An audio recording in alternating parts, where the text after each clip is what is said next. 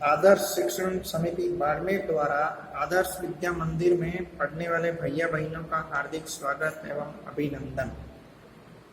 आज के इस वीडियो में विषय विज्ञान कक्षा 8 अध्याय 1 फसल उत्पादन एवं प्रबंधन का भाग 1 का अध्ययन करेंगे। भारत कृषि प्रधान देश है। देश की अधिकांश जनसंख्या कृषि पर आधारित है। जीवों को भोजन की आवश्यकता होती है, जिसकी पूर्ति कृषि के माध्यम से होती है। आपने देखा होगा बाजार में आज सब्जियां, फल आदि बिकते देखे हैं। ये सामग्री बाजार में कहाँ से आई, कहाँ पैदा हुई, इसको पैदा करने में किसने योगदान दिया होगा, ये अपने दिमाग में प्रश्न उठते रहते हैं। किसानों ने खेत में कई प्रकार के पौधों को तैयार किया और वो पौधे तैयार करके सभी जीवों को भोजन की आवश्यकताओं की पूर्ति करने के लिए इतने बड़े देश में अधिकांश लोगों को भोजन किस प्रकार उपलब्ध होता होगा, ये अपने प्रश्न हमेशा जिज्ञासा बना रहता है। तो इसकी पूर्ति करने के लिए भोजन का बड़े स्तर पर उत्पादन भी आवश्यक है और इस उत्पादन की पूर्ति करने के लिए किसानों ने फसल शुरू की थी। फसल उत्पादन, फसल किसे कहते हैं, ये पहले पाठ के जिज्ञासा अनुसार फसल उत्पादन एवं प्रबंधन पाठ अध्याय है। तो इस फसल क्या है? एक ही किस्म के पौधे जो किसी स्थान पर बड़े भूभाग पर उगाए जाते हैं, उसे फसल कहते हैं। जिस प्रकार के मैं स्क्रीन पर आपको चित्र दिखा रहा हूं कि गेहूं की एक फसल है, गेहूं का एक पौधे का चित्रण दिखाया गया है, पास में गेहूं के पौधे के हैं और अन्य फसलों के चित्रण आपको दिखाई दे रहे हैं। स्क्रीन से देखकर पता चलेगा कि बड़े भूभाग पर एक ही प्रकार के, जब एक ही किस्म के यानी एक ही प्रकार के पौधे किसी एक स्थान पर यानी बड़े भूभाग पर मात्रा में, अधिक मात्रा में उगाए जाते हैं, ऐसे पौधों को फसल कहते हैं। भारत एक विशाल देश है जहां ताप, आर्द्रता, वर्षा जैसी जलवायुवीय परिस्थितियां एक क्षेत्र से दूसरे क्षेत्र में भिन्न है। भारत के उत्तरी कॉर्नर में अलग भूभाग में जलवायु है, तो दक्षिण में अलग है, पूर्व में अलग है, तो पश्चिम में अलग है। इस प्रकार के अलग अलग क्षेत्रों में अलग अलग भिन्न भिन्न प्रकार की परिस्थितियों में जलवायु ये है। अतः देश के भिन्न भिन्न भागों में विभिन्न प्रकार की फसलें भी उगाई जाती है। उत्तरी भाग में अलग प्रकार की फसलें हैं, दक्षिण भाग में अलग है, पूर्व में अलग और पश्चिम में अलग मोटे रूप में उगाई जाती है। तो फसलों को मोटे रूप में दो भागों में बांटा गया है, खरीफ की फसल, रबी की फसल। लेकिन ऋतुओं के आधार पर फसलों को मुख्य रूप से 3 वर्गों में वर्गीकृत किया गया है: खरीफ की फसल, रबी की फसल और जायद की फसल। इस प्रकार की फसलों का चित्रण मैंने पूर्व में आपको बताया था, वैसा चित्रण अब मैं आपको वापस दिखा रहा हूं। खरीफ की फसल एक उदाहरण देकर मैंने आपको चित्रण दिखाने का प्रयास किया है। जैसा खरीफ की फसल बाजरा है, तो बाजरे के खेत दिखाए गए हैं चित्रण में। रबी की फसल गेहूं जैसे है, तो गेहूं का चित्रण दिखाया गया है कि गेहूं की फसल है। जायद की फसल जैसे तरबूज, ककड़ी और जो लौकी जैसे मुख्य रूप से होते हैं। खरीफ की फसल यह फसल वर्षा ऋतु में बोई जाती है, उसे खरीफ की फसल कहते हैं। भारत में वर्षा ऋतु सामान्यतः जून से सितंबर तक होती है। इस खरीफ की फसल के कुछ उदाहरण हैं: धान यानी चावल, मक्का, सोयाबीन, मूंगफली, कपास और बाजरा जैसे है। धान, मक्का, सोयाबीन, मूंगफली, कपास, बाजरा ये इत्यादि फसल खरीफ के फसल है। रबी की फसल, रबी की फसल मुख्य रूप से शीत ऋतु में उगाई जाती है, यानी शीत ऋतु में उगाई जाने वाली जो फसल है उसको रबी की फसल कहते हैं। शीत ऋतु अक्टूबर माह से बोई जाती है ये फसल और फरवरी मार्च तक ये मध्य भाग में कट जाती है। इस प्रकार की फसल जो ऐसे गेहूं, चना, मटर, सरसों, अलसी और जो है गेहूं, चना, मटर, सरसों, अलसी जो आदि फसल जो है वो रबी की फसल है। जायद की फसल इन दोनों के बीच की फसल है। ये फसल मार्च से जून के मध्य तक होती है, यानी मार्च फरवरी के अंतिम में मार्च और अप्रैल तक ये से बोई जाती है और जून तक ये पककर तैयार हो जाती है। इस प्रकार की फसल जो है तरबूज, खरबूज, ककड़ी, लौकी इत्यादि प्रमुख है। आपके मन में कभी कभी प्रश्न उठता होगा कि धान को शीत ऋतु में ही क्यों बोया जाता है? तो धान को बहुत अधिक पानी की आवश्यकता पड़ती है और कम पानी में ये नहीं पक पाती है, तो इसलिए इसको वर्षा ऋतु में उगाई जाती है। वर्षा ऋतु में जब उगाई जाती है तो ये खरीफ की फसल कहलाती है। इसका मतलब धान जो चावल है वो खरीफ की फसल है। इस फसलों को उगाने के लिए, फसल की आवश्यकता की पूर्ति करने के लिए, यानी विशाल देश यानी भारत 130 करोड़ देशवासियों को खाद्यान्नों की पूर्ति करने के लिए, इनकी पूर्ति करने के लिए फसल उत्पादन का उचित और प्रबंधन और वितरण आवश्यक है। इस हेतु कुछ कृषि पद्धतियां भी आवश्यक है। आज से कई वर्ष पूर्व, जैसे लगभग 10,000 ईस्वी वर्ष पूर्व मनुष्य घूमते थे, एक स्थान से दूसरे स्थान आवास और भोजन की खोज में समूह में विचरण करते थे और फल, सब्जियां खाते, कंदमूल खाते और जंतुओं का शिकार करते और कालांतर में खेती कर, जैसे चावल, गेहूं की खेती करना ही धीरे धीरे प्रारंभ कर दिया। खाद्य फसलों को उत्पादन करने का प्रयास किया।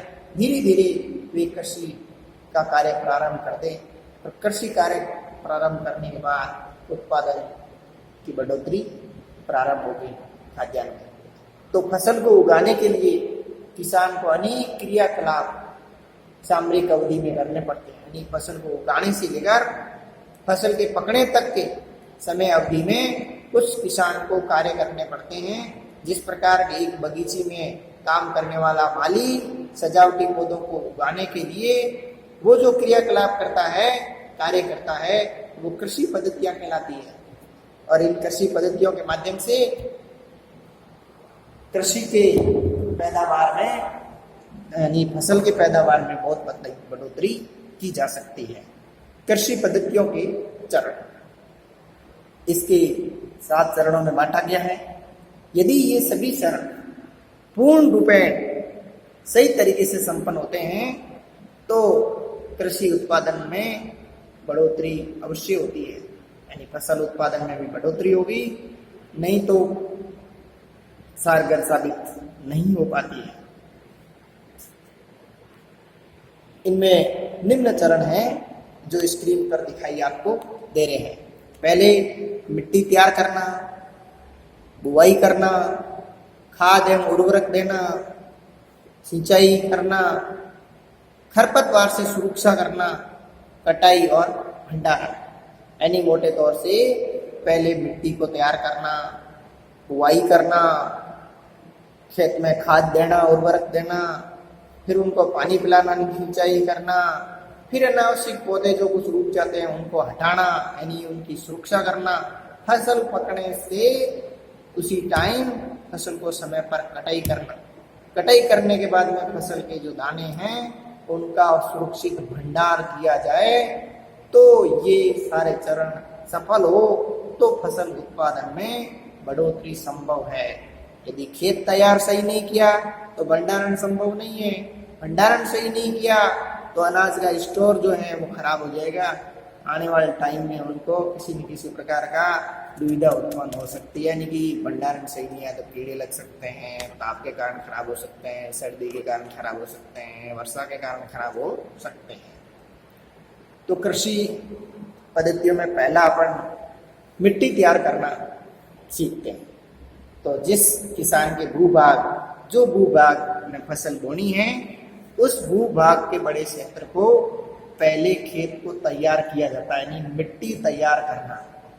यदि सही तरीके से मिट्टी सही नहीं है तो मिट्टी की जांच करवाना, मिट्टी में उबड़ खाबड़ मिट्टी है तो उसको समतल करवाना, यदि इसमें भी किसी प्रकार का अनावश्यक पौधे ज़्यादा उगे हुए हैं तो उनकी कटाई करना। सामान्य अपने भाषा में खेत को जोतने से पहले खेत के अंदर अनावश्यक झाड़ियाँ उगी हुई होती है, उन झाड़ियों को काटना सूड़ कहलाता है। वो जब सूड़ झाड़ियाँ हैं इकट्ठी करके किसी एक जगह पर इकट्ठा कर दें और उस खेत को खाली कर दें जोतने योग्य। फिर उस खेत के अंदर किसी प्रकार के खड्डे हैं, मिट्टी उबड़ खाबड़ है या मिट्टी को पोला बनाना है तो मिट्टी तैयार कराना पड़ता है। इसमें विभिन्न प्रकार के काम किए जाते हैं, जैसा आपको चित्रण में दिखाया गया है। ट्रैक्टर के माध्यम से तवी लगाई जाती है, कल्टीवेटर ही लगाए जाते हैं, जिनके कारण जमीन को पोला करके तैयार किया जाए, जिस तरह से चित्र में आपको दिखाई दे रहा है। गहराई तक पोला किया जाता है जमीन को। पहला बिंदु कृषि मिट्टी तैयार करने के बारे में अपन अध्ययन करते हैं। तो ये कृषि पद्धति का प्रथम चरण है।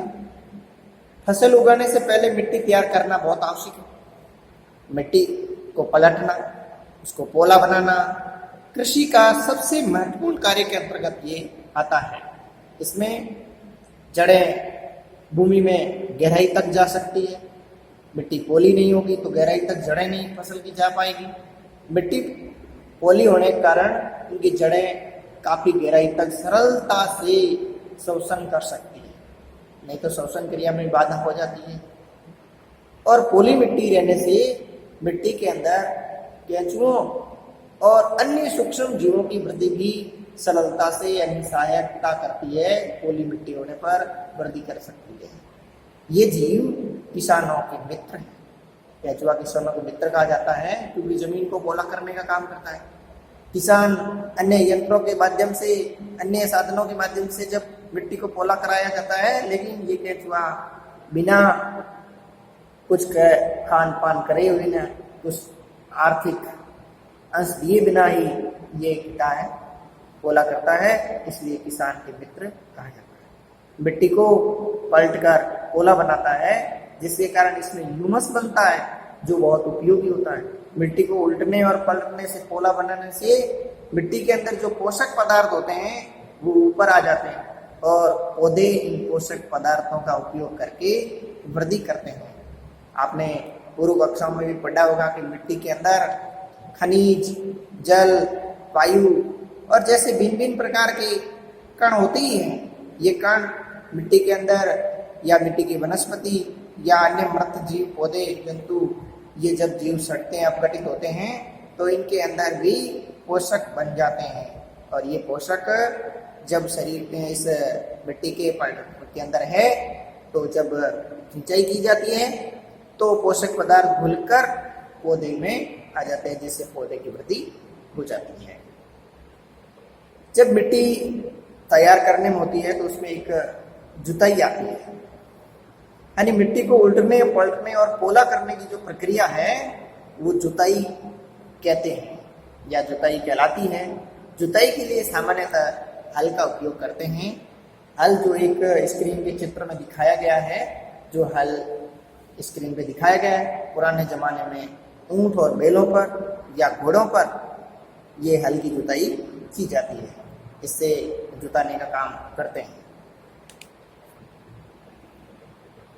कृषि औजार फसल में बढ़िया से बढ़िया अधिक उपज यानी अच्छी उपज के लिए बुआई से पहले मिट्टी को भुरभुरा करना पड़ता है। इसके लिए कृषि औजारों की आवश्यकता पड़ती है, जिसमें प्रमुख कृषि औजार निम्न है: हल, कुदाली और कल्टीवेटर। पहले अपन हल के बारे में सामान्य जानकारी ले लें। प्राचीन काल में यह हल का उपयोग जुताई, खाद, उर्वरक मिलाने, खरपतवार निकालने, मिट्टी खुरसने के लिए काम किया जाता था। ये औजार लकड़ी का बना होता था, लेकिन बैलों की जोड़ी या अन्य पशुओं की जोड़ी जैसे घोड़े और ऊंट की सहायता से खींचा जाता था। इसमें अधिक मजबूत बनाने के लिए लोहे की मजबूत त्रिकोणी पत्ती लगी होती है, जो फाल कहते हैं। अभी आपको मैं स्क्रीन पे दिखाता हूँ कि फाल क्या है। जो नीचे की नोक दिखाई दे रही है, इसमें लोहे की पत्ती लगाकर की जाती है, इसको फाल कहते हैं। जो स्क्रीन पर आपको दर्शाने की कोशिश कर रहा हूं मैं, बीच में गोल भागा पत्ता है, ये जो है वो फाल कहलाती है। इसके बाद इसमें और है, यानी हल का जो मुख्य भाग लंबी लकड़ी दिख रही है, इस लंबी लकड़ी जो बनती है, इसको हल सॉफ्ट कहते हैं। जो आपको स्क्रीन पर स्पष्ट रूप से चित्रण में दिखाई दे रहा है, इसके एक सिरे पर हैंडल होता है। आगे जो नोक में छोटा सा हल सॉफ्ट लिखा है, उससे आगे की नोक पर एक हैंडल दिखाई दे रहा है।